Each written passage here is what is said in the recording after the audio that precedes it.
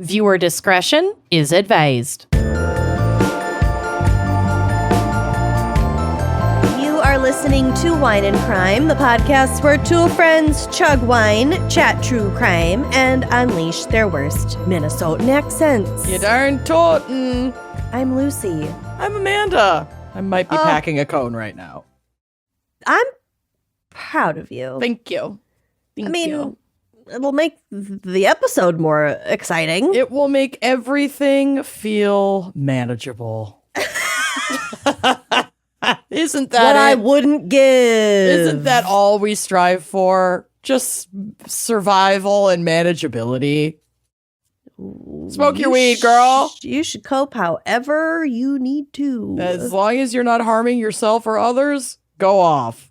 No judgment. None. Anyway, hello. What do we got today? We have a very special fanfic today. I actually had a really good time researching this topic, like way more than I thought. I'm much more excited for your segment than mine. I have the fanfic case. God damn it. Yeah. Yeah. Well, our good friend Alex Moore has chosen the topic of marching band madness. Were you obsessed with the movie Drumline? Because I was. I was. Oh, God. Nick Cannon. What happened to you? Oh, wasn't it canon, wasn't it? It was. That was a really good one. Mm-hmm.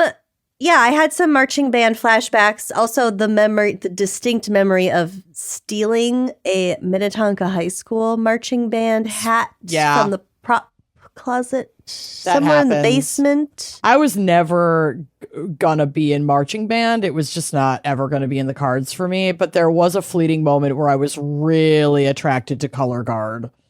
Yeah, but I never followed through on that. ADHD. Let's go. My friend Ange from college. Did Hi, color guard? Ange. She was in color guard. Hell yeah. And her parents were very religious. So she came to college like not having listened to NSYNC. Oh, wow. Did you teach her everything she knows? Like just, I mean, she wasn't the same by the end of freshman year. No one ever is. No one ever is. But yeah, she was in color guard. She could flip flags with the best of them. Yes, as a flag hag, color guard seems like the best deal. Hag. Yes. Oh, I'm kind of a flag hag, aren't I? We've discussed this many times on this show. Oh, yeah. Yep. Okay. Anyway, yeah, marching band madness. And Alex also has a note here that says, I want to give a special shout out to the University of Georgia Redcoat Marching Band. Hell yeah. And the Iota Zeta chapter of Sigma Alpha Iota for a lifetime of memories and friendships. Fuck yeah. My life wouldn't be the same without these organizations. Once a dog, always a dog. Amazing. How sweet it is. Oh, roll tide or whatever. Roll Tide. Ole Miss. Sports songs. Yeah. Here for it. Yeah. I love it. Well, we'll kind of get to the sports, but in the meantime, Amanda, what's our wine crime pairing for marching band madness? Okay, so my wine pairing today is very tons coded.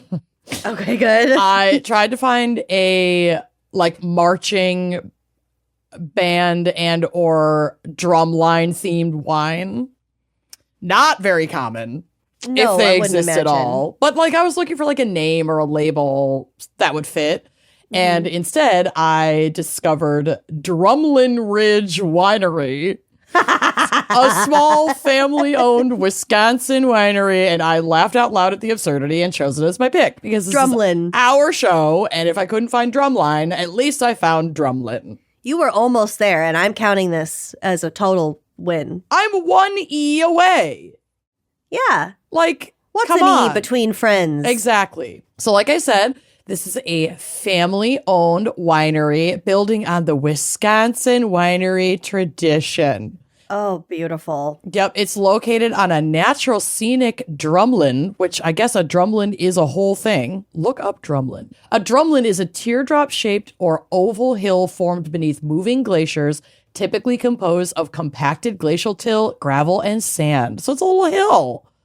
A little oval hill. So the scenic drumlin just off River Road in Westport / Waunakee, Wisconsin.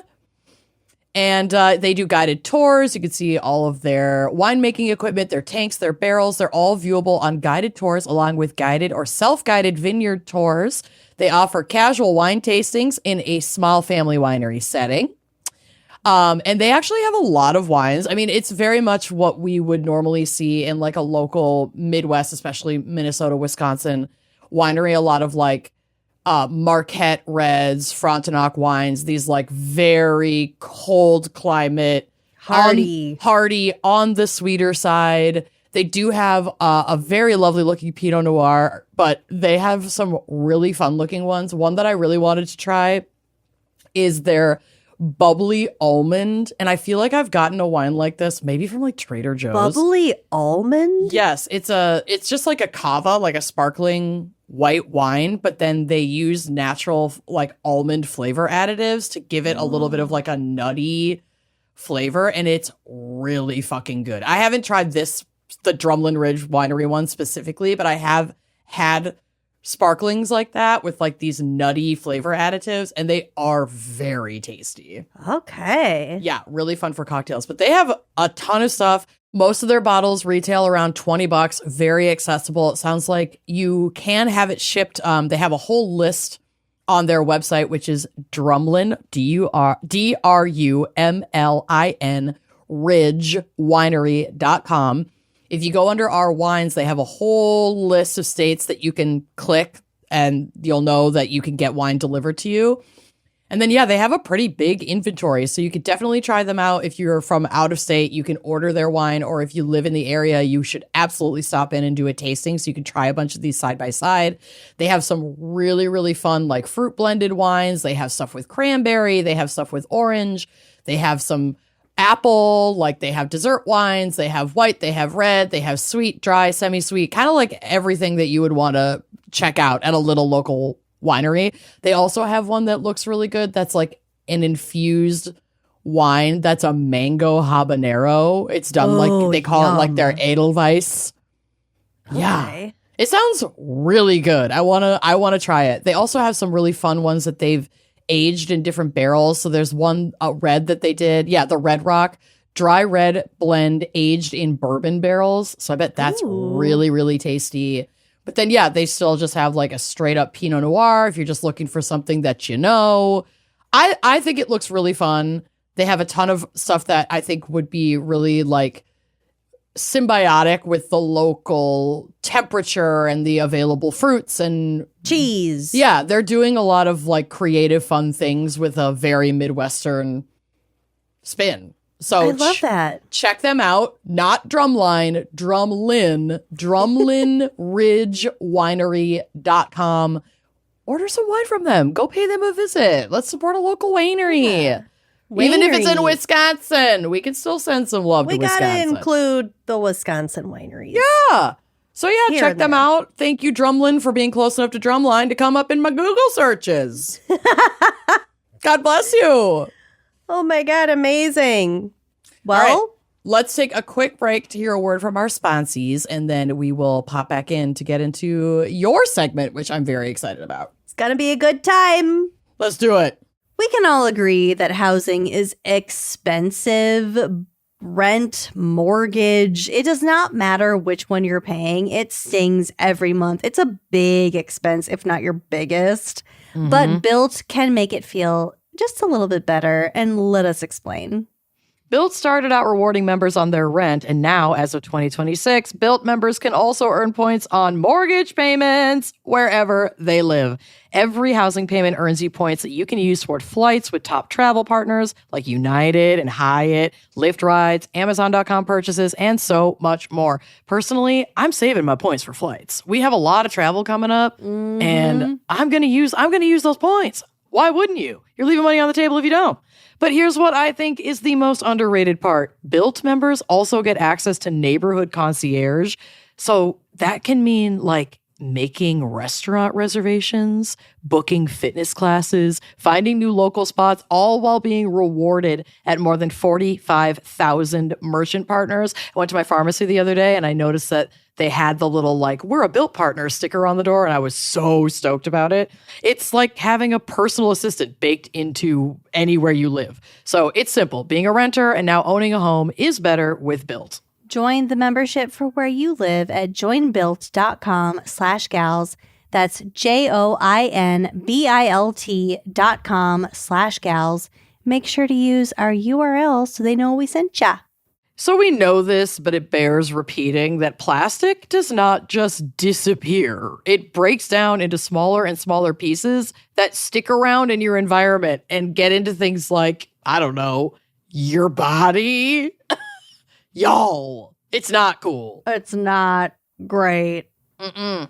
And that is why Blue Land is on a mission to make it easy for everyone to make sustainable choices. They've got dishwasher tablets.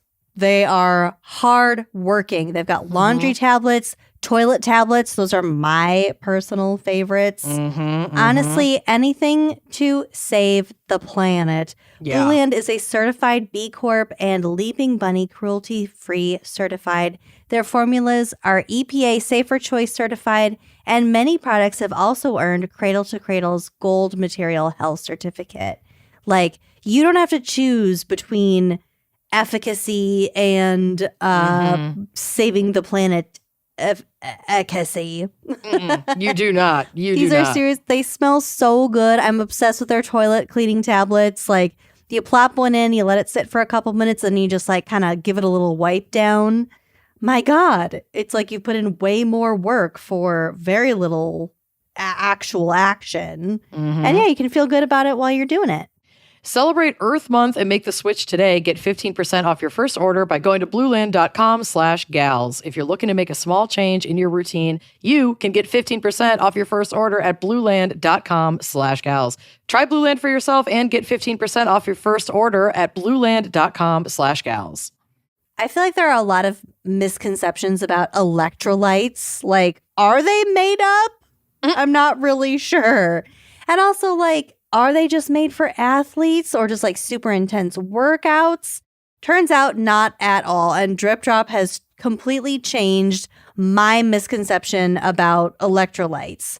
It has become my go-to reset button for busy days, the brain fog, all too real, travel, my God, talk about dehydration city. Whatever it is, staying hydrated keeps me clear-headed and ready for whatever is next. Drip Drop is doctor-developed, proven fast hydration that helps your body and mind work better, which is exactly what 2026 you needs. Think support for busy days, long workouts, and everything in between.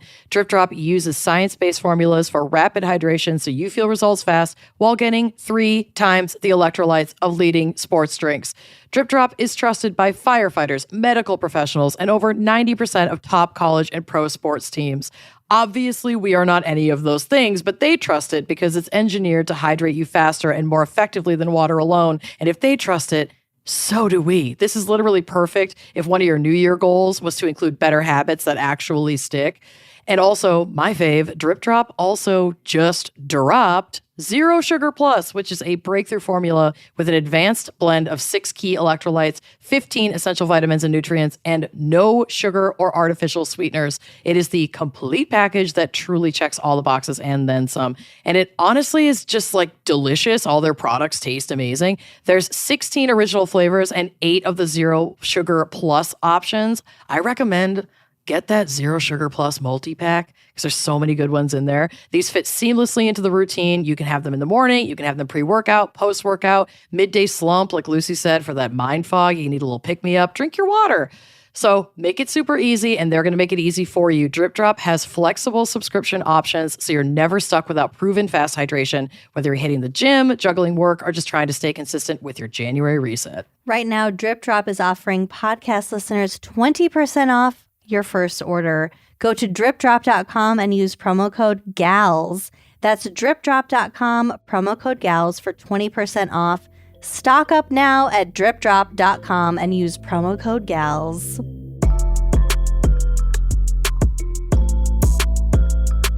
All right, Lucy, what do you have for us today for Marching Band Madness? Oh my gosh. Well, if you didn't know, a marching band is a group of musicians who play while marching in some kind of formation. God bless.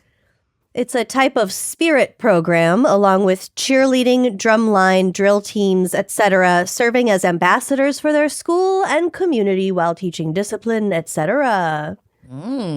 Its participants, the instrumental musicians, provide entertainment and music through brass, woodwind, and percussion instruments. In addition to music, their formation on the field can spell out letters, logos, and animated pictures to create a moving image. Those are my favorite. Yep. In addition to traditional military parades, marching bands are frequently seen at events as varied as carnivals, parades, sporting events, trade union events, and marching band competitions. Yes. This description was just so rigid in the way that, like, only EB can be. Yeah. I just thought it was funny. It's like very clinical. Clinical, yeah. A marching band is typically led by one or more drum majors, drum majoras. Labia drum majoras. Also called field commanders. Fun fact about drum majors, and speaking of majoras, that big tall hat that some drum majors wear. Yeah. It is derisively called a Q-tip hat. Oh. Interesting. On the nose. And not all on the head. Well, yeah. Oh my God. And on the note of, like, headwear, not like some of the uniforms will call for a hat, but some, like, instruments don't allow for one to wear a hat. Sure. So the uniforms are dependent on, the technicalities. That makes total sense. I know. I just thought that was funny. Okay, so the drum major, also called field commanders, who are usually responsible for conducting the band, or sometimes using a large baton, or sometimes just like a whistle, or just a pumped fist in the air. Hell yeah. To keep time. They're the leader of the bands. Commands such as vocal orders, clapping, or, as I said, a whistle might be used to issue commands as well. In parades, I went down so many rabbit holes. That's why it took me so long to finish my notes. Yeah. In parades, the musicians in a marching band are typically sorted into ranks and files. Yep. So they know who is standing in what order, because, the instruments matter. Again, back to the technicalities, the logistics of, like, the size of a tuba. Distribution of sound as well as distribution of space. Yeah. They maintain a roughly 22.5-inch stride. Wow. Which covers about 5 yards in 8 steps. Damn. That's a long stride. Well, not really, because a step size of 30 inches, a 30-inch stride, is called a 6-to-5. Both of these types of strides have nicknames, and they can kind of, like, pop into them as they need to. Okay. So a 6-to-5 is because 5 yards are covered in 6 steps. So it's important to them to know how many steps equals 5 yards, because yard lines on an American football field are 5 yards apart. So they need to know exact either 8 to 5 steps or 6 to 5 steps, because they're the most useful for American football field performances. I guess that just seems long to me because my legs short are little leggings. stubs. Yeah. They're just suggestions of legs. Yeah. Big time. The whisper of a leg. You could do that. That's only like that. Yeah. Okay. Sure. We'll test it out next time we're together. We'll practice our drumline strides. Perfect. For the big day. Yes. I actually do know. I know exactly what big day you're talking about. I don't know what big day I'm talking about. Oh, I do know what big day I'm talking about. Yeah. We're going to be in a parade. Which will have, I think, already happened by the time this comes out, right? Hold on, let me check the calendar. Oh, yes. Oh, yes. Oh, yes. Yes, oh, they both. yes. Oh, yes, oh, they yes. both went to Buffalo for Dingus Day and walked in the Dingus Day parade together. With dogs. With dogs. That will have happened 3 days ago as this episode airs. Incredible. So yeah, we're still high from it, I'm sure. I'm sure. Now we're just high. That too. Okay, this is from the Save the Music Foundation. It should come as no surprise that marching bands have military origins. Mm-hmm. Marching bands were used to direct troops on long journeys, maintain morale, and even direct troops on the battlefield. Mm-hmm. I'm going to come back to this because I love it. Mm. Military traditions continue to form part of the modern marching band. Many of the uniforms have echoes of the military, like flags, batons, sometimes even bayonets or rifles. Mm-hmm. And specifically in American marching bands, they are kind of like relics or imagery from the Revolutionary War. Sure. Marching bands may have ranks, as I said, and even many popular songs that we still play today in marching bands date back centuries. Damn. Because a lot of the military marching bands will play like classical, Mm-hmm. maybe not classical, but classic military marches. Mm-hmm. So I went down a bit of a detour. Oh, I have a musical component that I have set up for us. Okay. A little bit of a detour looking at different instruments that have been used on the battlefield through humans' history. Mm-hmm. Because when it first said like they were using instruments or music or, it dates back so far to give commands to soldiers who are maybe really far away. Right.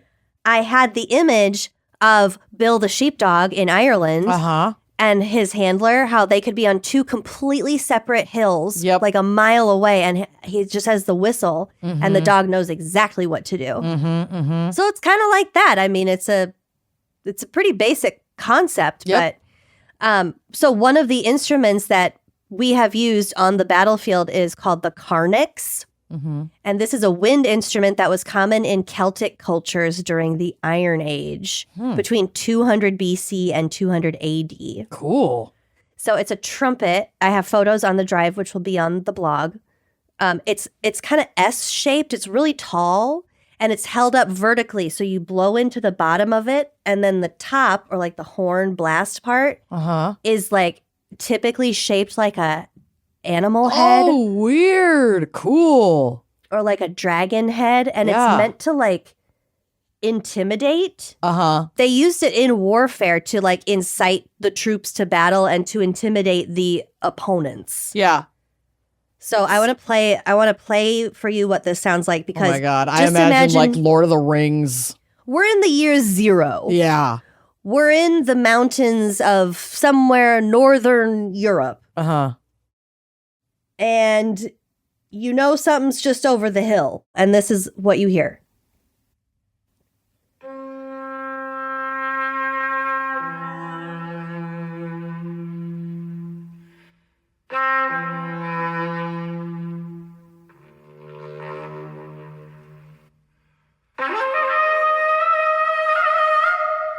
Isn't that scary?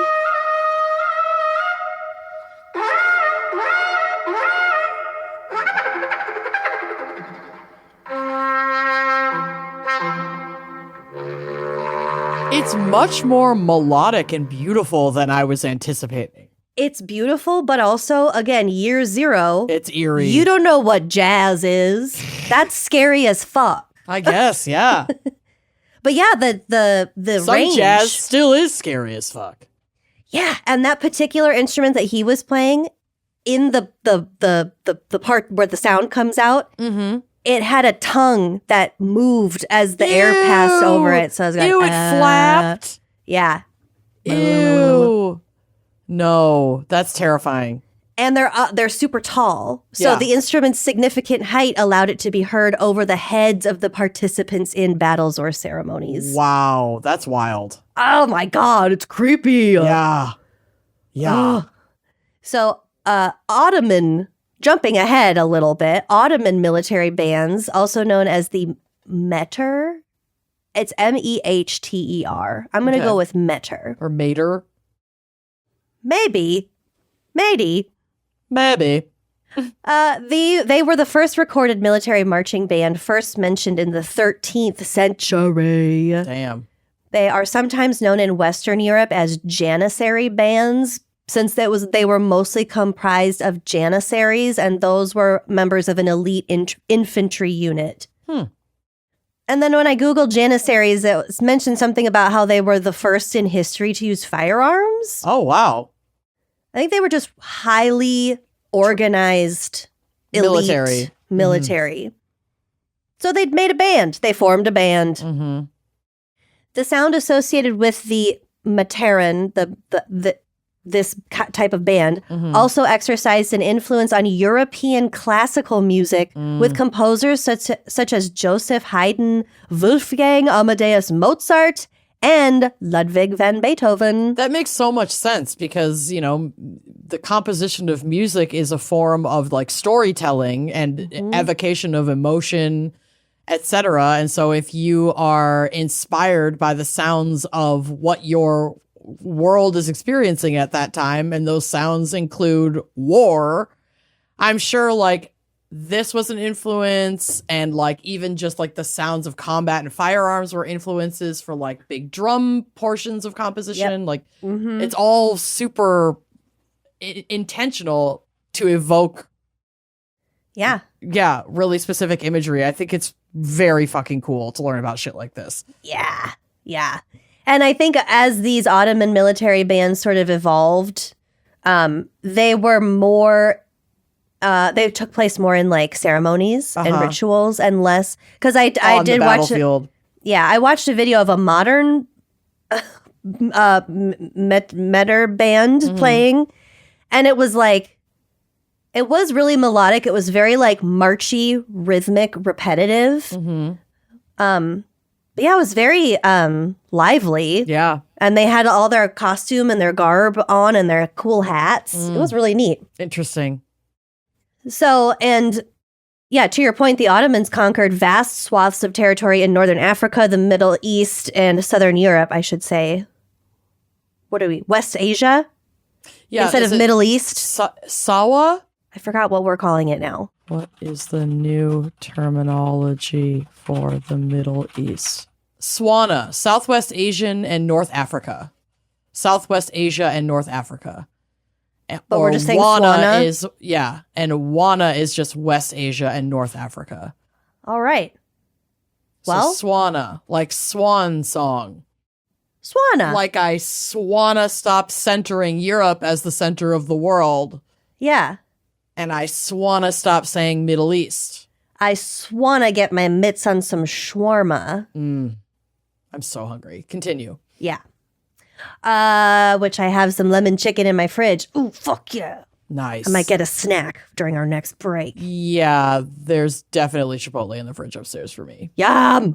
Thank you to us finally using the gift card we got from Bill's parents for Valentine's Day. I love that it was a Chipotle gift card. Yeah. Yum. It's not like you're not going to use it. No, they were like, I know you travel a lot, so you could use this basically anywhere. Did you know that Starbucks makes like, oh my God, what is it? It's like hundreds of millions of dollars every year in gift cards that people never redeem. Yep. Have I already told you this? No, Maybe. But this is like if you work in restaurants or retail that does gift card sales, this makes a lot of sense. Yeah. That is not a surprising figure. I have a whole bin up here of gift cards. Look, I got Most two people right do. here. Got two right there. A whole bin. I got to go through that. You forget about it. You do. Anyway, and they conquered Southern Europe. That's why so many businesses will do huge gift card sales pushes around the holidays. Because it's just fast, easy income, and you'll probably never have to pay it out. Yeah, you probably won't have to ever redeem the product for anyone. It's kind of genius. Oh, damn. I got to go through all my gift cards. I got to pay my taxes. Do we offer gift cards for our online store or anything? I don't think we do. Maybe we should. Well, yeah, if it's that much of a cash grab. We're all trying to eat out here, people. This whole time? We're all trying to eat out here. You're seeing the effects of capitalism unfolding on us in real time. Hold on, wait, you can scam people, basically? Wait, free money? Hold on. What will I not do is the better question. There's a lot we won't do. We've made some of those things quite clear. Yeah. I don't want to think about that. No. Okay, so they conquered all these places and brought their marching band tradition with them.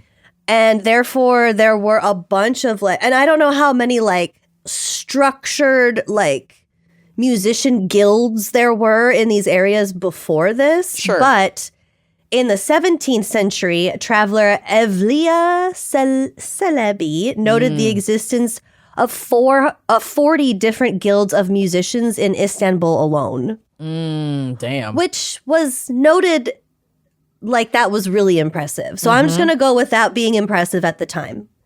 So, but organized musical bands. Yeah, that is very impressive. For a function, like a ritualistic function. Okay, fun fact, and as you pointed out when we were talking about the formation of marching bands and how the sound is affected, usually the instruments are all together, all of the big tubas are in one area and you know what I mean? Yeah. But to your point, they have to be organized in a very specific way, and each musician in a marching band creates sound waves, obviously. And the waves from each musician traveling at the speed of sound reach other musicians, field conductors, and their audience, listeners, at slightly different times. So if the physical distance between the musicians is long enough, large enough, listeners may perceive these waves to be out of sync. Whoa. So typically in this case, listeners perceive that one section of the band is playing their part slightly after another section. And this delay effect is informally referred to as ensemble tear. Isn't that cool? Yeah. So yeah, if it's long enough, I mean, you think the speed of sound is super duper fast, and it is, but also if you see, for example, a car crash from a long ways away, there's a delay. You're not light years. No. Not even close. Yeah. So even if there was a band, a really big marching band that stretched a city block. Yeah, it will still take time for that sound to reach you. Yeah, isn't that cool? That is really cool. And just the engineering of accounting for all of this before we really had the concept of how noise travels. Yeah. In the context that we have now. Thanks to scientific study. Yeah, it's just amazing to me. Just imagine what we're going to discover next. Okay, so as I mentioned, foretold, I am fascinated with the actual function of traditional military marching bands, Sure. what they were used for. Right. So this is from Wikipedia. In the 18th century, each regiment in the British Army maintained its own military band. Okay. So there were quite a few military bands because each fucking group had their own. Its own thing. Until 1749, bandsmen were civilians hired at the expense of the colonel commanding a regiment. And also, the civilians hired were frequently boys who were too young to actually serve. Well, they were serving. They were too young to fight. Subsequently, these musicians became regular enlisted men who accompanied the unit on active service to provide morale-enhancing music on the battlefield, or from the late 19th century on, to act as stretcher bearers. Yikes.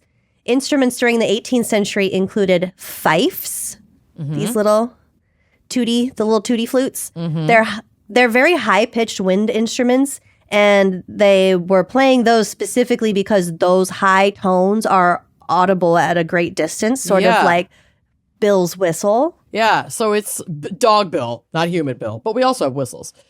But it's The sheepdog. so conveniently captures two essential things. One, it's small and fairly lightweight, and that makes it easy to carry for long stretches on the battlefield. And two, because it's small and lightweight, it's high pitched, which allows that sound to travel farther on the battlefield. That's like crazy how that shit works out. Yep.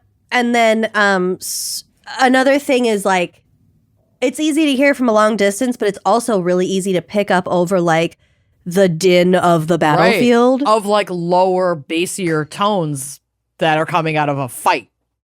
Yeah, but more like mid-range tones, really like metal clashing and things like that, because they also had these really big rope tension drums. And back in the 18th century, they were really, really big drums. So they weren't super easy to carry. And I'm only mentioning this because of another super fucking fun fact I'm going to tell you about in a minute.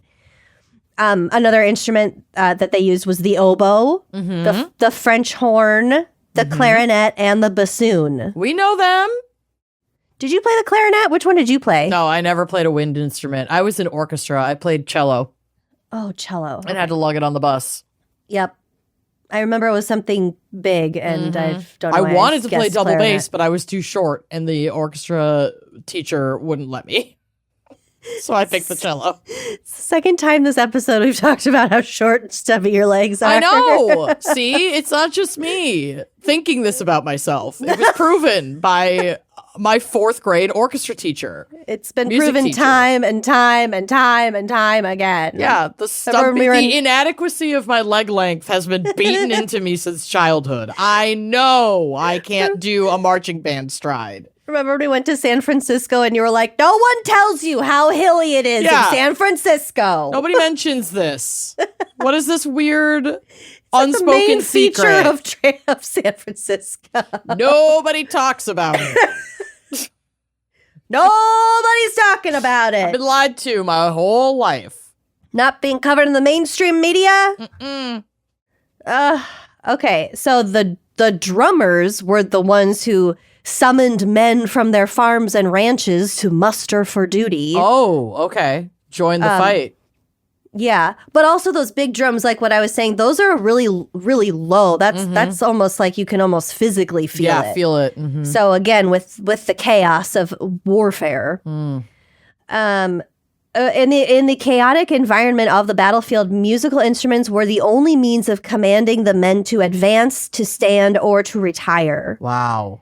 In the mid-19th century, each smaller unit had their own fifer and drummer, specifically those two who sounded the daily routine. So fife and drum corps usually consisted of just a handful of musicians, and like I said, oftentimes teenagers, and provided not only battlefield communication, but music for drills and for when soldiers were on the march.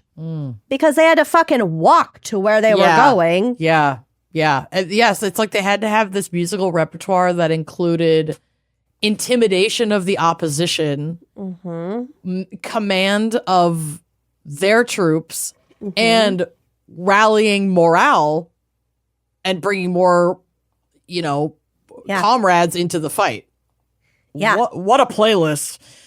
I would want to know, like, were the fifers and the drummers like protected under like war crime rules? I was just thinking that. Wouldn't that be a really easy way to take out their communication? Right? I feel like there had to have been some kind of agreement that, of course, people will just ignore and then quote unquote oopsies happen. Oh no, an entire girls' school in Iran, that wasn't on purpose or intentional. Yeah. Well, that was a miscalculation, right. So I wonder. We're just people. I was thinking, we're fallible people. I was crashing out yesterday with Robbie before we recorded Passages about how, like, we knew that the fall of, like, American, quote unquote, elitism and, like, empire was bound to happen.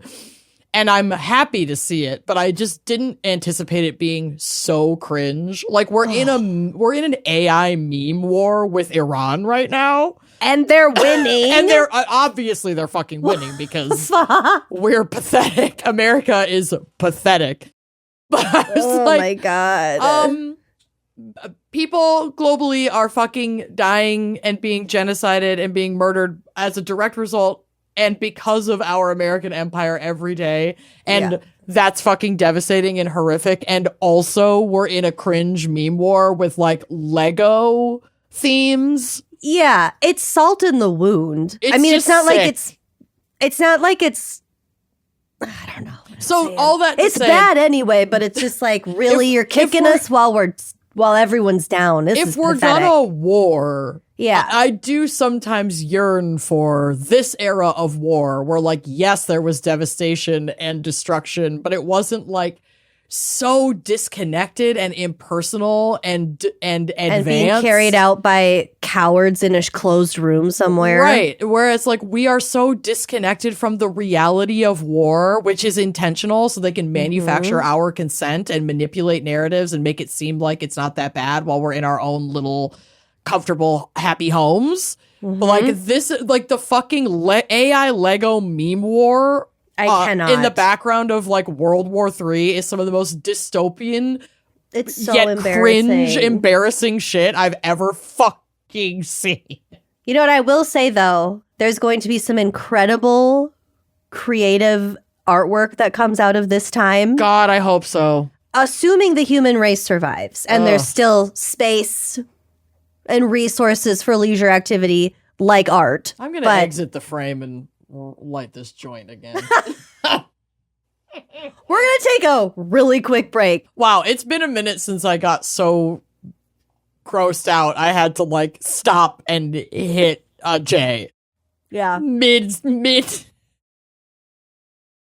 Well, we're back. We're fine. Everything's fine. You saw nothing. No one did. Continue. I'm sorry Okay. I deviated us into this dark, dark place. That's okay. We needed a hard left turn. I yearn for the mines. Okay, so by the time of the American Civil War, fife and drum corps added the bugle as an additional melodic instrument. Wasn't there, like, a key character in the movie The Patriot that we were, like, With Mel obsessed with? Gibson? Because, well, yeah, fuck Mel Gibson, but, like, Heath Ledger. But Yeah. didn't he have, like, was it his brother or somebody Heath that Ledger's was... younger brother was the little bugle boy, I think. Yes. Oh, Yeah. God. That was a great movie before we learned about Mel Gibson. I mean, who knows? I mean, we haven't watched it through a 2026 lens. We loved it back in the day. Yeah, what was that other movie that I told you to watch and you were like, nah, this isn't it? What was that? Recently? I was like, it holds up. I don't remember. I believe you, and I don't remember what movie it was. Wait, this feels familiar, though. Yeah, you and Bill watched it and you were like, no. Oh, it was, oh God, I almost had it. Oh, it was, Gladiator. Oh, yes, Gladiator, which you were really intent. I liked it. Oh my God, I was so In confused. 1999. Halfway through, I was like, this bitch has to be trolling me right now. It's like, what is going on? This movie sucks. You didn't like the CGI tiger? This movie is proof that the male loneliness epidemic is self-created and only second most cringe and probably highest most contributor to the Lego meme war with Iran. Well, they were both movies, I'm pretty sure directed by men, starring men, who turned out to be terrible. Yeah. And it was just a reimagining of history. The 90s, baby. Revolving around white men. Mm-hmm. Anyway. Do we need to take another break? Nope, I'm okay. I can't keep spiraling. I'm okay. The Patriot really sobered me up. Okay, so we added the bugles. In addition, remember I mentioned the big drums? Mm-hmm. They were hard to carry, and they were also really big and took more energy to play. Mm-hmm. So by this time, by the Civil War, the rope tension drums were smaller, making them easier to march with at faster tempos. So the average tempo increased to a range between 92 and 110 BPM. Wow. Speed it up, kids. We got a smaller kinda. drum. Yeah. Well, Let's they could get fucking places go. faster, I guess, Yeah. in theory. Once marching bands became outdated in a military setting, these bands were seen in sports and popular entertainment venues. There was a guy named John Philip Sousa. Ever heard of him? Actually, I think It's familiar, right? have. Yeah. I'm going to tell you who he is. So he joined the U.S. Marine Band in 1868 at the age of 13 because it's 1868 and you can do whatever the fuck you want at 13. Yep. To play the violin as an apprentice. And his rank was officially listed as boy. Okay. Best boy. Violin boy. He ended up years later as the head of the U.S. Marine Band, taking the band across the country, basically like doing a lot in terms of PR for the U.S. Marine military band. They would play traditional marching band songs to audiences during their annual fall tour. So he became known as the American March King because he couldn't just be the March King because there was also a March King in the UK who kind of did the same thing. A counterpart. So he's considered to be the archetype of the modern marching band. And I have some fun facts about our friend John Philip Sousa, JP. Okay. He invented the sousaphone. Oh, Go figure. Sousaphone. Sousa. I got Which a picture of a sounds sousaphone on the drive. Like a Dr. Seuss invention. And I guess I didn't know that it wasn't until I did my notes. I guess I never thought about it that hard. Sousaphone does kind of slap. It looks It's rad. cute. Yeah. Yeah. It's like a compact tiny tuba. Yeah. Yep. I like her. JP was also a Freemason. He wrote over 130 marches, 15 operettas, 5 overtures, 11 suites, 24 dances, 28 fantasies, and countless arrangements of 19th century Western European symphonic works. Jeez, obsessed much? He was busy, and he was an excellent trap shooter. Oh. I don't know when this man slept. Where the hell did you find the time, sir? He was like a highly awarded trap shooter, in addition to being like the king of American marching. one of the most important musicians of the world. History, yeah. Wow, damn. He hated what he called canned music. Oh my God, can you AKA imagine if he were alive today? Oh my God. He hated recordings of music. Mm-hmm. He was very distrustful. He didn't like it. He thought it was just cheap. It was nasty. So he argued before a congressional hearing in 1906, quote, "These talking machines are going to ruin the artistic development of music in this country." He's got it. When Let's I was a go. boy, in front of every house in the summer evenings, you would find young people together singing the songs of the day or old songs. Today, you hear these infernal machines going night and day. We will not have a vocal cord left. The vocal cord will be eliminated by a process of evolution, as was the tail of man when he came from the ape. Ooh. I would like to point out that apes don't have tails, but I get what he's saying. Do you want to clock this one detail? The days of your youth sound amazing, but just one note. You had me going. I was fully on board. Mm-hmm. Right at the end. So anyway, he didn't like canned music. He died in 1932. And in 1981, the John Philip Sousa Foundation was created. This nonprofit organization recognizes one superior student in marching band for, quote, musicianship, dependability, loyalty, and cooperation. So that's your Oscars. Like, you want to win the Sousa. You want to win the Sousa's the big guns, the big dogs. Damn. It also provides different other awards and scholarships for like other honors related to marching band and music. Very cool. Good. Yeah. So there are different types of marching bands, and we've talked a lot about military marching bands in particular. These are arguably the most traditional version of the marching band because these bands bring in, like we were saying, the aspects of the military. So the straight ranks, the sharp military uniforms and the fact that they are, in fact, marching. Their musical repertoires will typically play patriotic, like nationalistic, stars and stripes kind of stuff. These bands may even incorporate historical instruments, again, to replicate the Revolutionary War, like the rifles and the whatever. These kinds of bands, not so fashionable these days. Yeah. Particularly in East Texas, they are. I guess. I can't imagine why that would be. They like to cling to tradition over there, down there. Okay, so that's the military band. Then we have the Drum and Bugle Corps. These are well known for their unique, rich sounds as they only contain brass, percussion, and color guard sections. Hell yeah. The repertoires of these bands vary widely, with some bands specializing in classical, jazz, or even like scores from popular movies. If you care to find me, look to the Western Sky. Yeah. Maybe. That's less about the background music than the vocals, I think. Well, that's subjective, you know. Never seen it. Don't want to. Oh, wow. The memes and the funny videos about Ariana Grande and Elphaba were so fucking funny. I don't need to see it. Yeah, that's fine. I loved it. Oh, good. Loved it.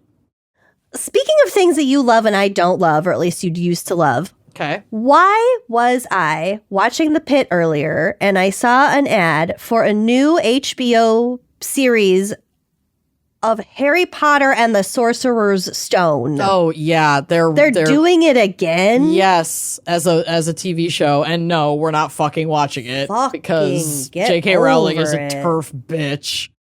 So the movies just came out, right? I know. Why are we doing this? It's just for money. It's just for more money, and no one will just let this bitch die out of the zeitgeist.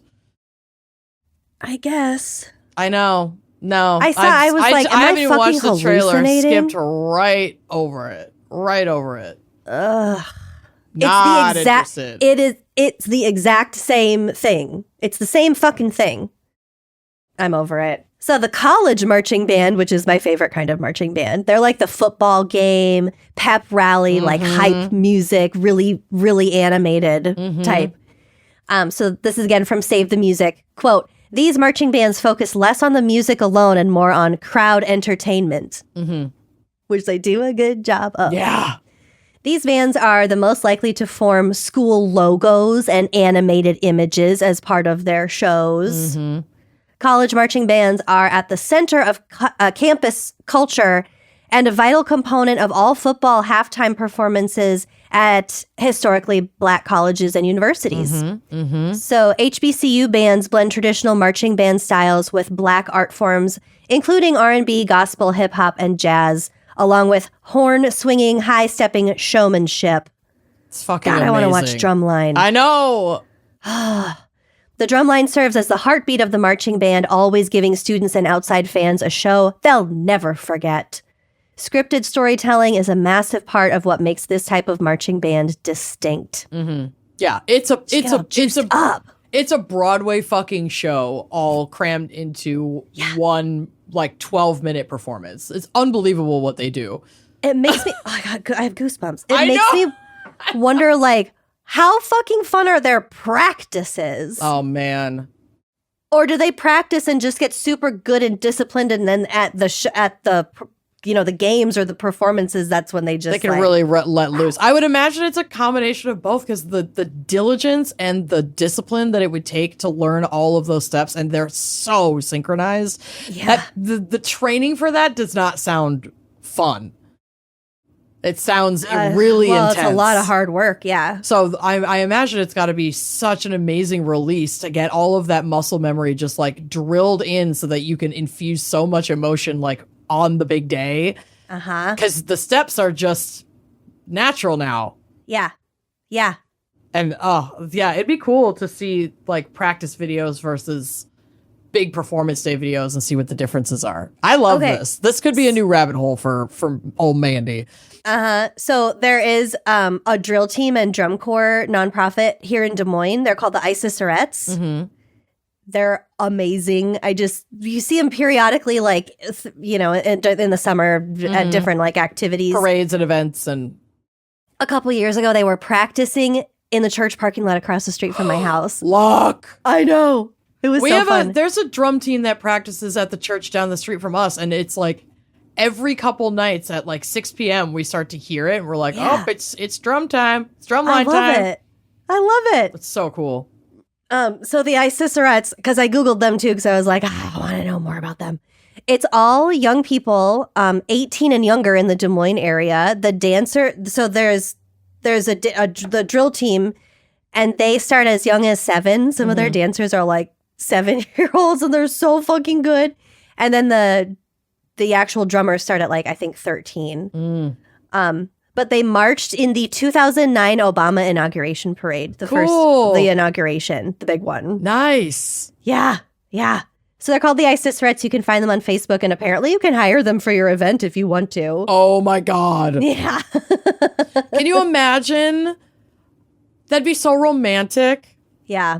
Or like epic for like a kid's birthday party. Oh my God. A proposal. Oh my God. I know. I get divorced so I can schedule the Isosarettes for a reproposal. Yeah, do it. Maybe they will announce the divorce. Oh, you could hire them for both. Maybe there are 2. Let's go. I could hire the drill team for one and the drum line for the other. I love it. I'm starting more divorce rumors. Your top Google hit. I did really hit. Lucy Wine and Crime divorced.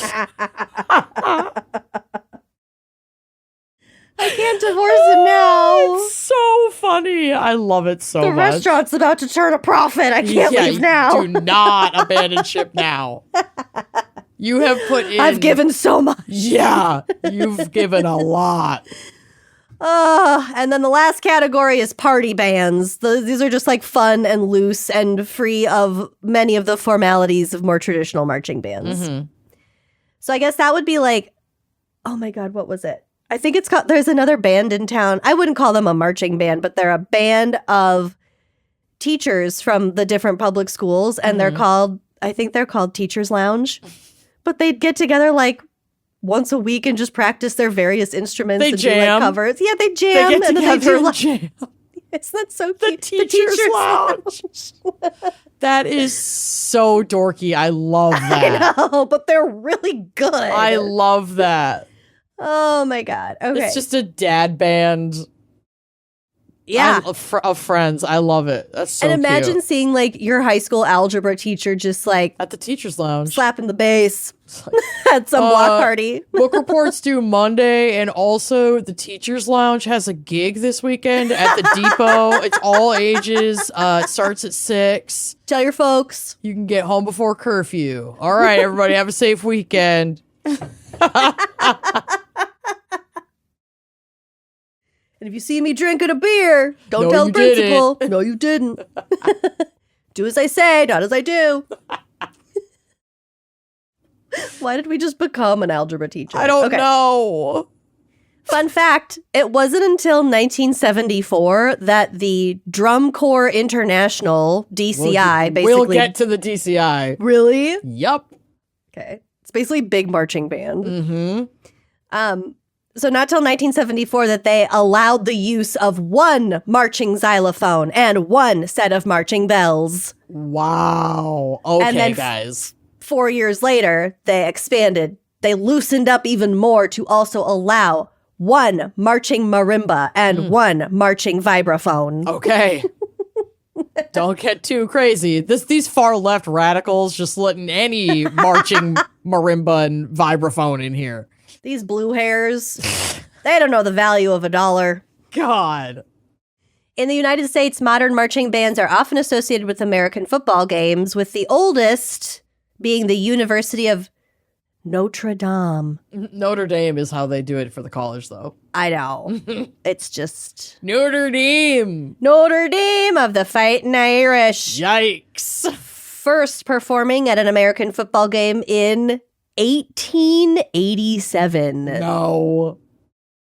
Yikes. No.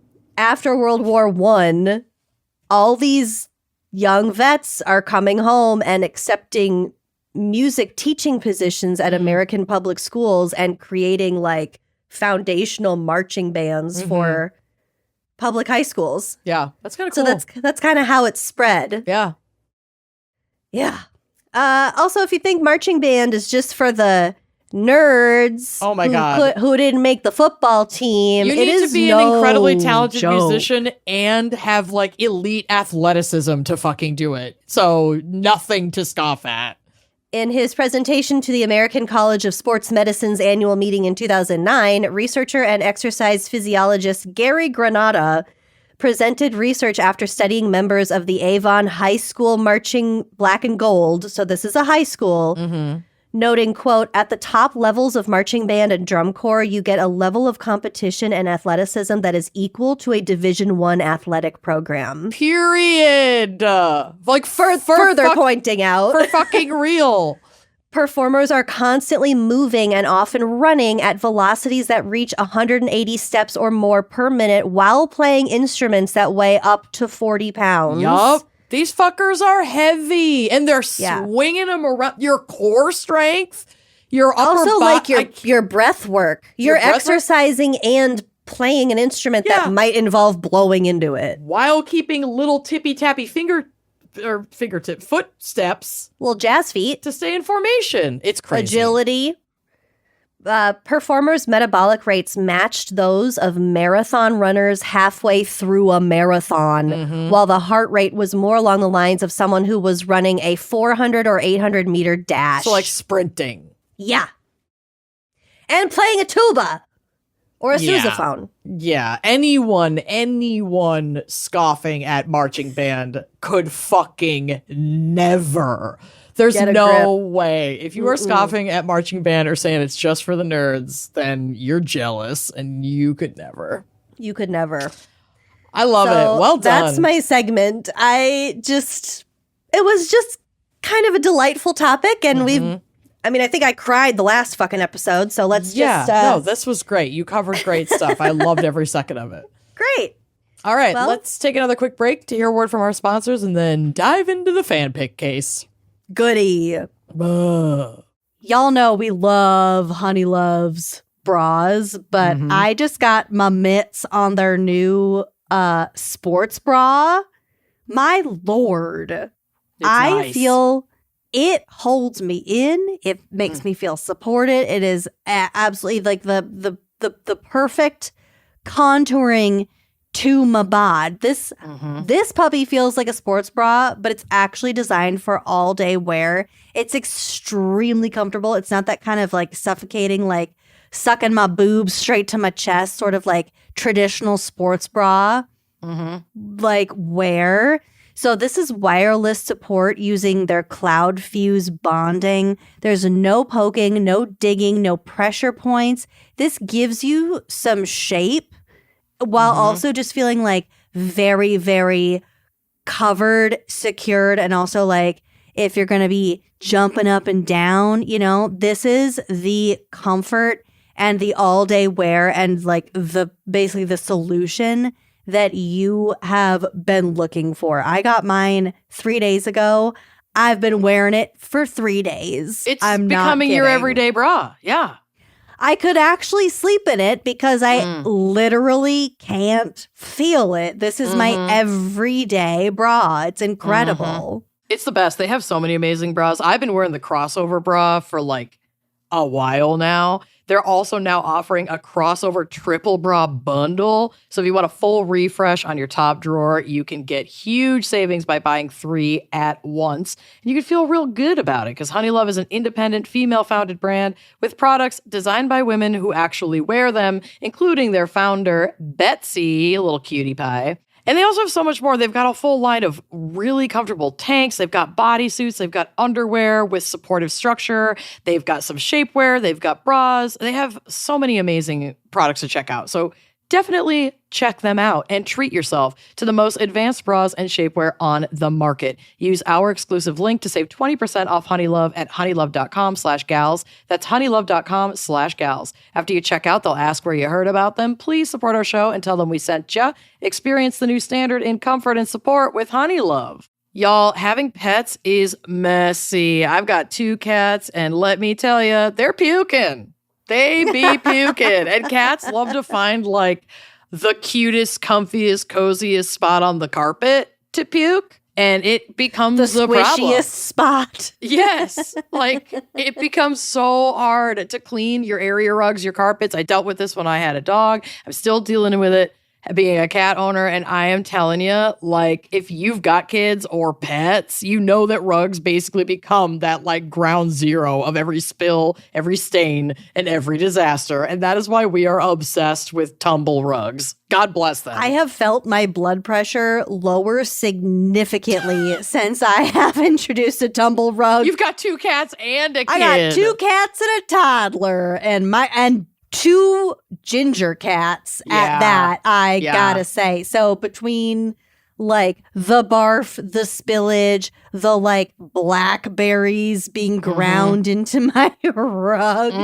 just knowing that I can throw that thing in the washing machine has changed my life. Okay, so these rugs are machine washable. So like when you need a deeper clean, they're fully machine washable. Even the larger sizes, you just remove the rug from the pad, which it has a pad underneath, and you just throw that top layer in the washing machine. This is going to change your life. Also, not to mention, that top layer is itself spill proof. So obsessed like with this. It beads up on the top of the rug. So like if and when your child or your cat spills cran raspberry juice all over your rug, you just have to, it just like kind of beads up. You just kind of wipe it off. It's like magic. It has an integrated rug pad. Tumble is known for how easy it is to wash their rugs, but their rug pad system is actually genius. It's like this cushioned, non-slip rug pad. It tucks into the hidden corner pockets of the underside of the actual rug. So everything stays securely in place. Nothing slides around.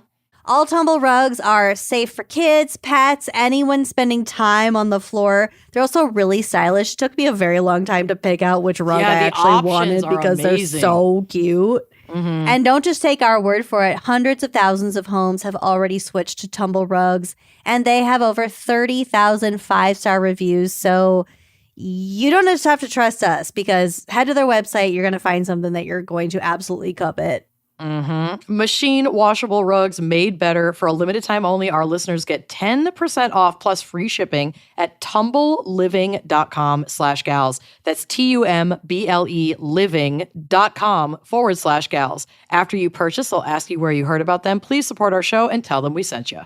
If a genie gave me 3 wishes, I would use all 3 to wish for my cat to live forever. Hands down. Both of them. I need them. But since genies don't exist as far as I know, I'm going to feed my cat Smalls in the meantime. Oh, man, and they love you for it. Smalls is fresh, human-grade cat food that does so much more than just feed your cat. It also helps them live a full, healthy life. Most cat food out there is made with meat byproducts, cheap fillers, and artificial ingredients, basically stuff that isn't great for your cat. Big Pet Food does this because it's way cheaper to make, but what they save on cost, your cat can tend to pay for with their health. And then you pay for as the pet owner, not only with, you know, the bills, but like cleaning up the cat puke. And yeah, a cat with an upset tummy can really wreak havoc on your house. Trust us, we know. That's why Smalls is so great, because Smalls is different. Their fresh recipes are made with at least 80% animal protein, and they're gently cooked to retain all their nutrients and flavor. They never add fillers or artificial ingredients, and their food is so healthy that 88% of cat parents say that after feeding their cat Smalls, Their kitties have better digestion. We have seen less puke in our house. I know Lucy has too. Mm-hmm. They have a softer and shinier coat. Beans literally feels like a plush toy. It's like madness. They have more energy to play. And honestly, that's because the food you're feeding them is good for cats.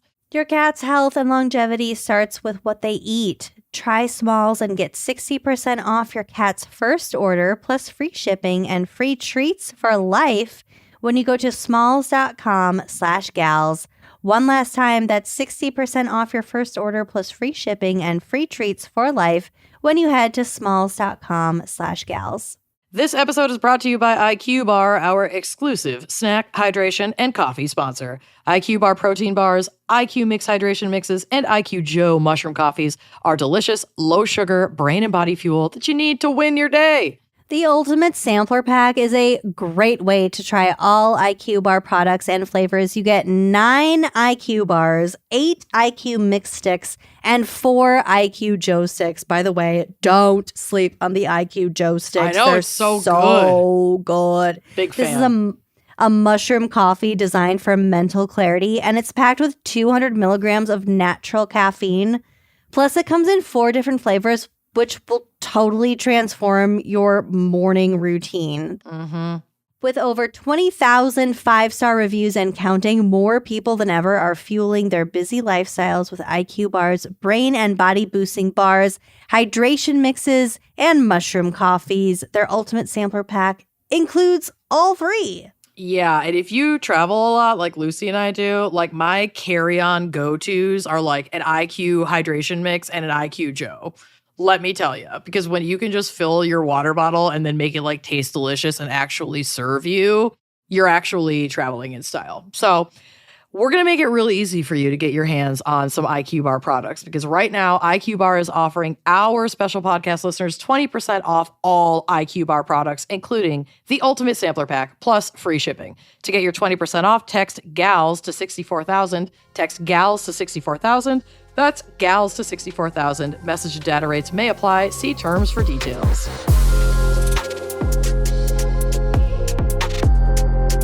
Okay, so like I said, I have the fan pick today, which covers one of the most storied names in the world of performing arts. That is the Cadets. John Philip Sousa. Oh. No. The Cadets Drum and Bugle Corps.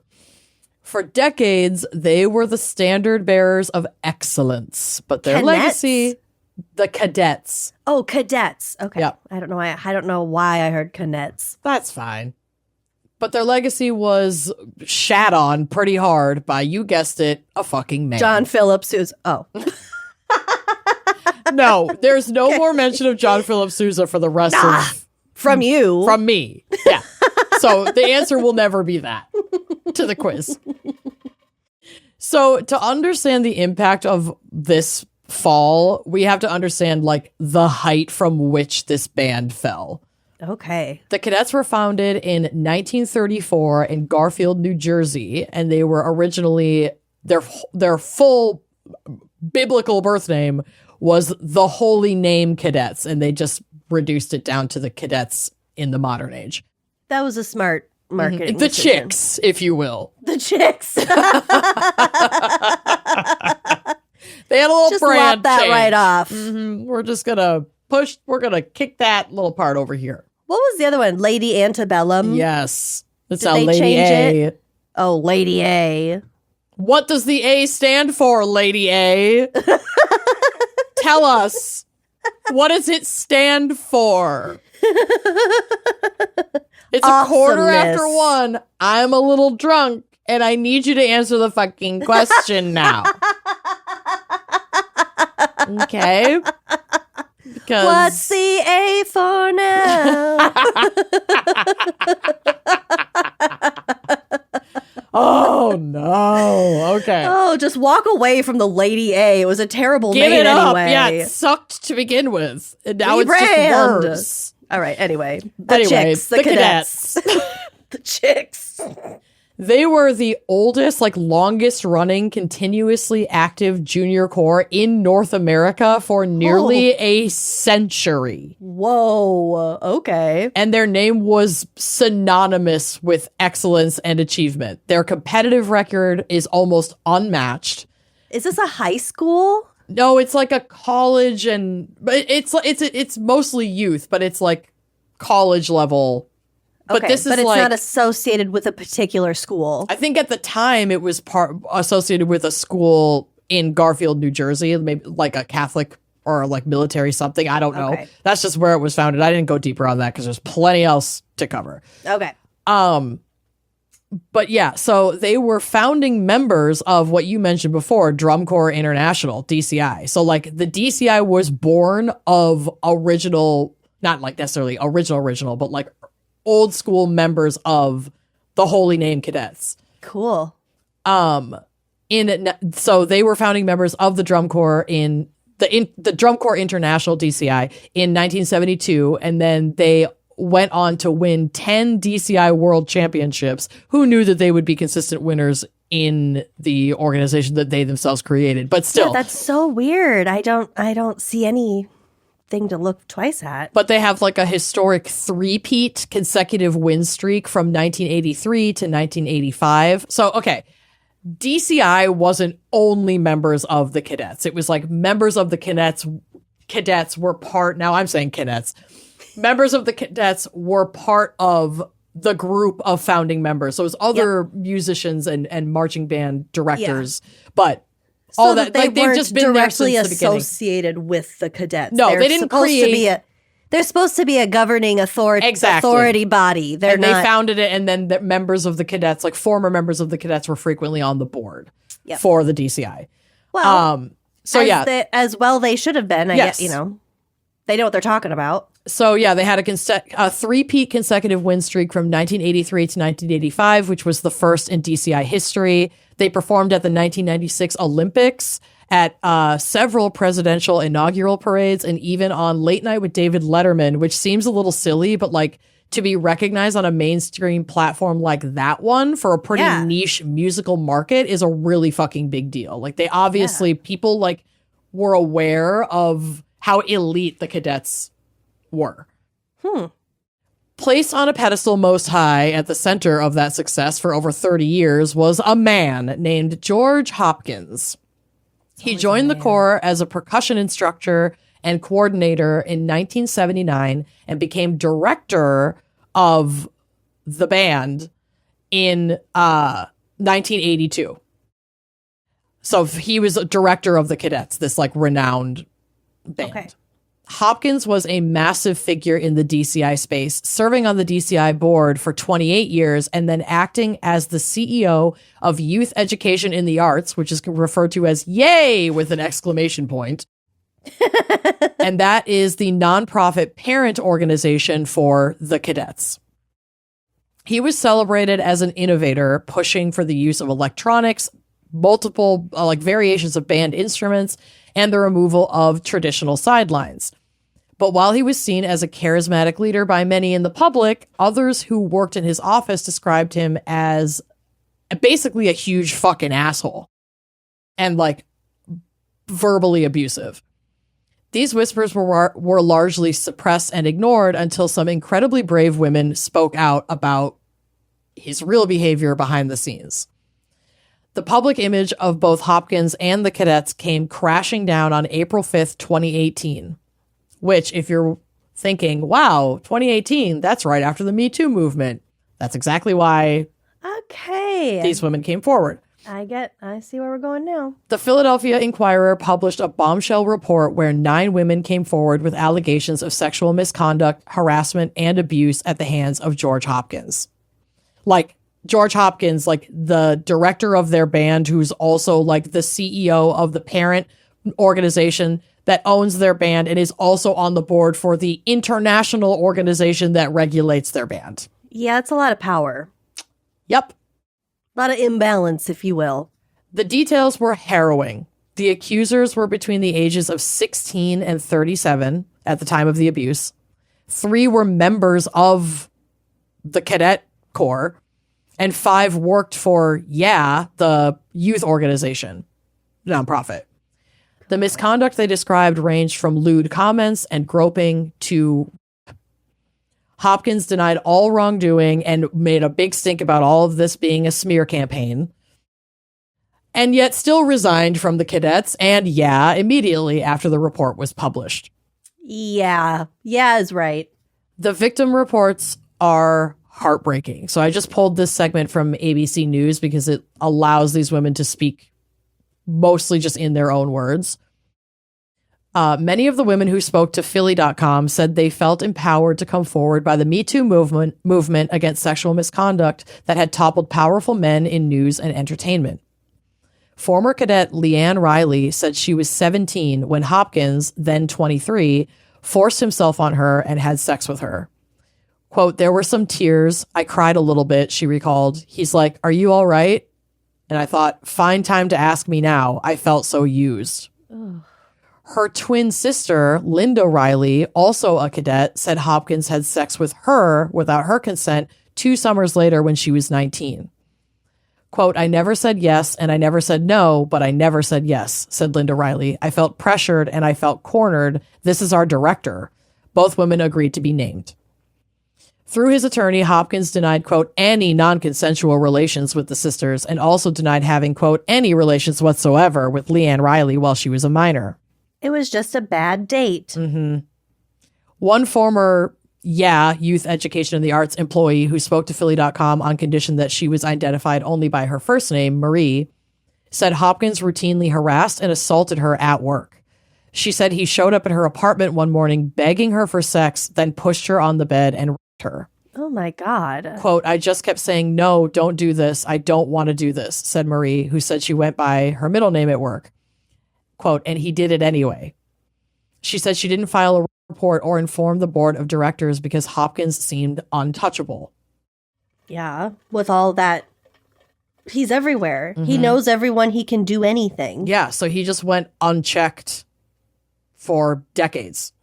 Jesus Christ. In a very frustrating to read article, at least one individual had tried to raise alarm bells about Hopkins being engaged like sexually at minimum with members of the Cadets because there were like rumors going around about it.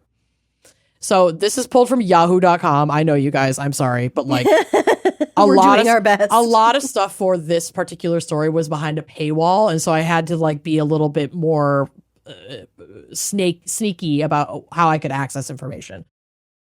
Quote, Stuart Evan Rice, a former member of a drum corps, posted about Hopkins in 2003 on a forum called Rec Arts Marching Drum Corps, or RAMD, to its hundreds of members. At its peak, the forum was among the largest in the drum corps world. Active from the early 1990s to the mid-2000s, its traffic slowed in recent years and is now largely defunct. But on July 7th, 2003, Rice wrote in the forum that Hopkins had had sex with a corps member. About a dozen other members of the forum chimed in, many attacking Rice and demanding proof. One commenter said, quote, dude, if you've got the goods on Hopkins, why not take it to the proper authorities? One member asked, quote, I'll call Dan Akeson personally, Rice responded on July 8th. So who is Dan Akeson or Akeson? I don't know how you would pronounce that, you ask. He was basically like a president of this universe. He led DCI for 23 years, and that was that organization that oversees dozens of drum corps, most in the United States, but some international, and they host more than 100 competitions with thousands of participants annually. They're like the big time organization for this exact medium, this music. So like you'd think they'd want to know that a higher up within DCI, a board member, is acting a very higher up is acting inappropriately, especially since corps members like ranging in age from 16 to 22 spend their summers traveling with their corps and the corps directors that are like all arranged by DCI, going to camps that are arranged by DCI, going to competitions that are arranged by DCI. Like this is like them training for their Olympics. Yeah. And then it's like members of the Olympics are abusing the athletes and they don't know who the fuck to tell because everyone's protecting their industry. It's a tale as old as time. It seemingly. is. It's just such an impossible situation for these victims. It's fucking awful. But according to Rice, he was not motivated to act after being given this information. Akeson, this Dan guy. Quote, the next day, he, Stuart Rice, posted about the call, writing that Akeson told him he would be happy to speak directly with any victims. Quote, however, he also suggested that having my sources contact him or any sources other than victims would not be productive. So it's like, I'm happy to talk to the victims. And he's like, okay, do you want me to put you in touch with some people? Mm-hmm. And he's like, well, that wouldn't be productive. A few days later, Rice again referenced the call on the forum. Dan Akeson, as I mentioned, said he would do nothing unless approached by victims, he wrote. I called him and said, Dan, you know, there's this going on with George Hopkins. Are you guys going to do anything about it? And he said, do you have any proof? And I said, no, just what I've heard. And then basically Dan was like, well, then I'm not going to do anything about it because you don't have any proof. And when asked about this conversation, Dan Akeson said he had no memory of it. Quote, That's convenient. I have no recollection of that call, he said. He did so, however, that the response Rice attributed to him seemed reasonable, given that Rice had not provided specifics. He also questioned whether Rice actually mentioned Hopkins, which Rice said adamantly he did. Quote, I don't think there was any kind of a detailed conversation about specific incidents and with whom, Akeson said. I can't imagine that would have been the case because I would have reacted. I would have followed up with someone. I'm a good person. I never would have done that. Uh-huh. Obviously, the delay in these allegations coming to light is a clear indication of manipulation by authority figures in positions of significant power and influence that not only George Hopkins held, like with the Cadets and the broader drum corps activity for over 30 years, but like, so people are afraid to speak out. And then when someone did, and they talked to someone that they thought was either above him or at least had some authority to do something about it, they were cast off and ignored or suppressed. Like this guy, Stuart Rice, who like tried to do something. He was hearing all this stuff about it. And these are people that want to like protect the financial interests of the organization and not confront or oust their golden boy Hopkins, who by then was at like the tippy top of the drum corps food chain. Yeah. So as the longtime director of the Corps and the CEO of its parent organization, Hopkins maintained total control over the environment where he alleged abuse occurred. Furthermore, his status as a dominant figure in DCI, like serving on its board for 28 years and the executive committee for 20 years, created a massive power imbalance between him and his victims. Yeah. And as if that wasn't enough, it appears Hopkins was like a vindictive asshole to people behind the scenes. So when other people like former office workers... It's shocking. I know. But like, here's why I wanted to highlight this. Like, other people who had worked with him, especially women, would describe him as volatile and verbally abusive. And even while he was publicly seen as a charismatic leader, and this is a super common tactic for abusers. It's intentional. They create a charismatic public persona that would automatically sow doubt should allegations arise.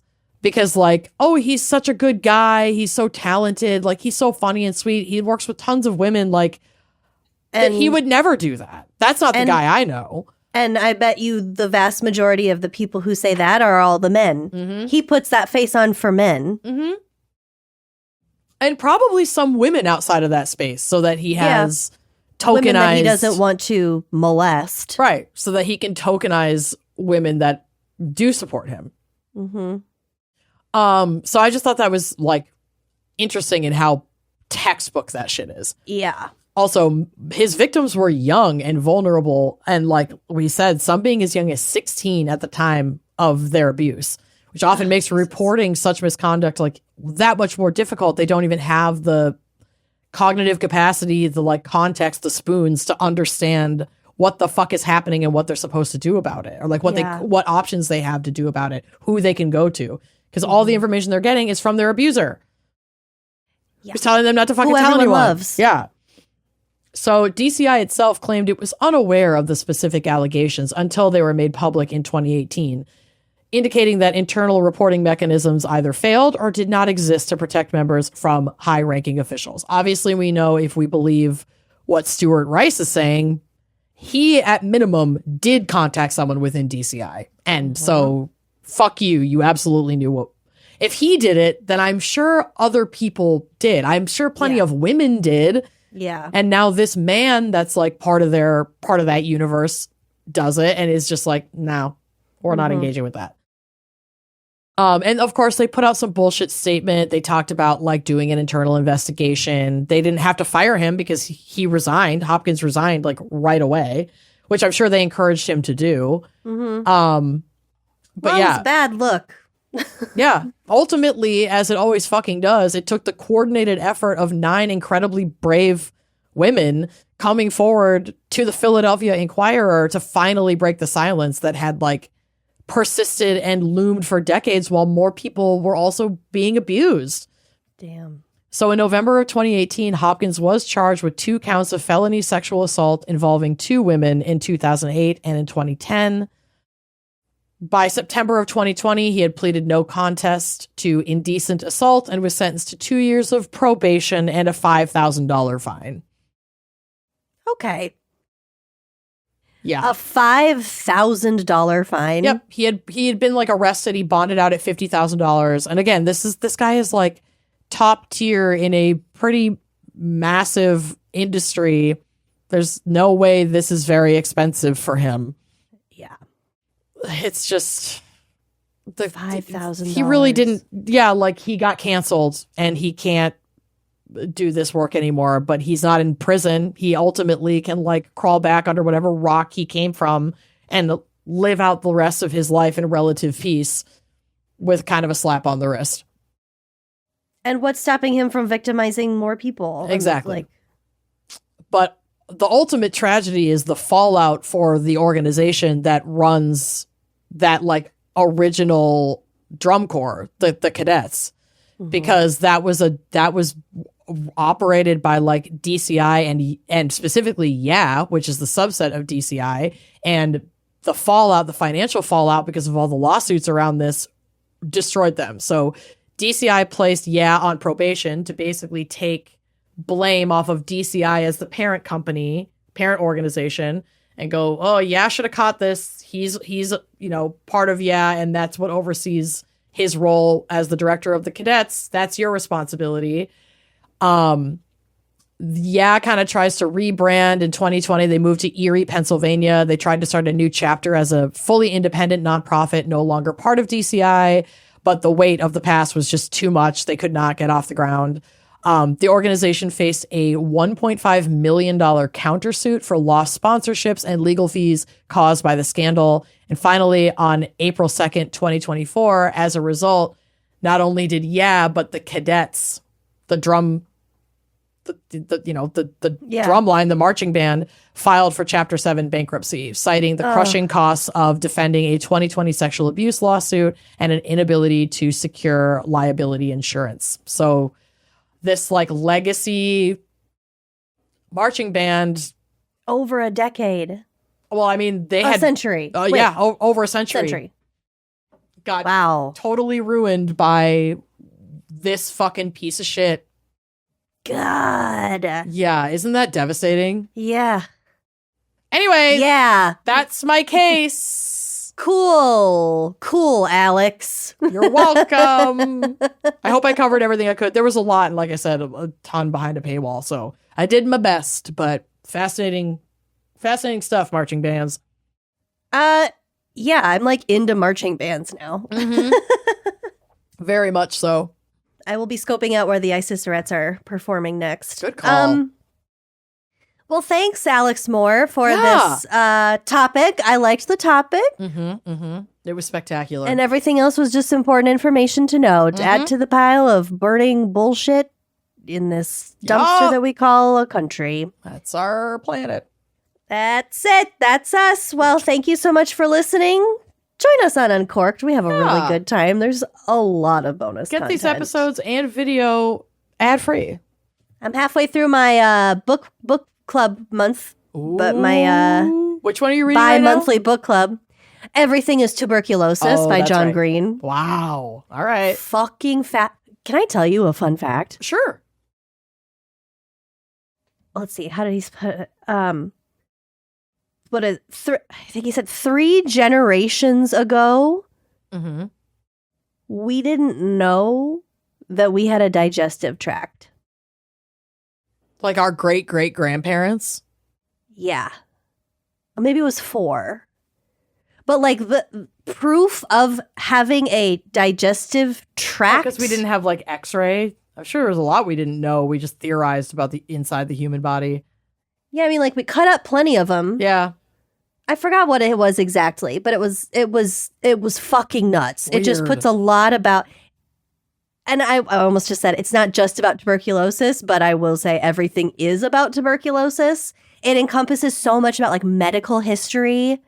And you know I'm all into that shit. Yeah. And did you know tuberculosis? I didn't really know what tuberculosis was. It like melts your lungs. Ugh. It liquefies your lungs. Okay. And you can get these little nodules, these little crystalline structures that burst through the skin. Okay. That's the bacteria. Thank you so much for listening. Join us on Uncorked for more discussions like this. Yeah, join her on Uncorked for that. I'll be doing other things. Anything else? Thank you. Bye. See you next week. Like what you see? Check out more episodes and become a member to unlock exclusive content. Don't forget to like, comment, and subscribe. Oh.